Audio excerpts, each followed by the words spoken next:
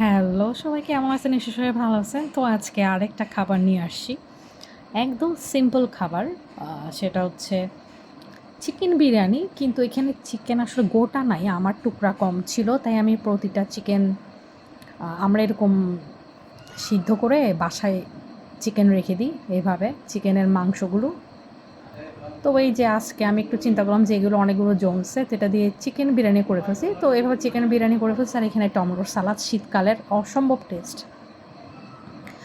আর এই নতুন একটা জিনিস বানানো হয়েছে, সেটা হচ্ছে আলু বল, মানে পটেটো বল। আমরা চিকেন বল, ফিশ বল করি, বাট এটা পটেটো বল। এটা নরম হয়ে গেছে, বাট এটা যখন শুরুতে রান্না করা হয়েছে আধা ঘন্টা কি 1 ঘন্টার মতো, প্রচুর পরিমাণ ক্রিস্পি ছিল। তো এটা জাস্ট এটাতে যেহেতু আলু দিয়ে রান্না করিনি, তো আমি এটা সাইড ডিশ হিসেবে এটা করছি। যে ভেতরে এরকম খুবই সফট। এটাতে না পেঁয়াজ দিই, পেঁয়াজ রসুন ছাড়া এটাতে চিলি ফ্লেক্স, কাঁচামরিচ, লবণ, কর্নফ্লাওয়ার, আলু সব কিছু একসাথে মিক্স করে, লবণ, ধনে পাতা আপনি দিতে ইচ্ছা করেন, দিতে ইচ্ছা করলে দিবেন, না দিতে ইচ্ছা করলে দিবেন না। আমার ইচ্ছা করে না, আমি এটা দিছি। এই যে খুবই সুন্দর টেস্ট। এটা বড় থেকে ছোট পর্যন্ত সবাই খেতে পারবে। এটাতে এত মরিচ আর লবণ আমি দিই নি, যেহেতু আমাদের বাসায় বাচ্চা আছে, বড় ছোট সবাই খেতে পারবে এটা। তো যাই হোক, এই তো খুব সিম্পল খাবার, আমি কোনো ঝোলের ইয়া করি নাই।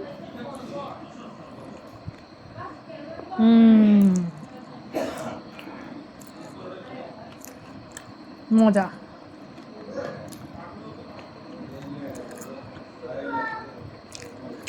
আমার কাছে বিরিয়ানি মশলাও নাই। বিরিয়ানি মশলা করার জন্য যা যা লাগে তা গুঁড়ো অবস্থায় নাই, প্যাকেট অবস্থায়ও নাই। যা লাগে তা আমি এটা মিক্স করেই রান্না করছি, এবং খেতে হুবহু বিরিয়ানির মশলা, বিরিয়ানি মশলা রান্না করা বিরিয়ানির মতোই কিন্তু খাবারটা টেস্ট হয়েছে। তো এই তো, যাদের কাছে মুরগির মাংস কম থাকবে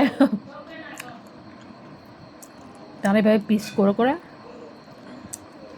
বিরিয়ানি রান্না করতে পারেন। আশা করি আমার এই আইডিয়াটা সবার ভালো লাগবে। রাখি তাহলে, খোদা হাফেজ।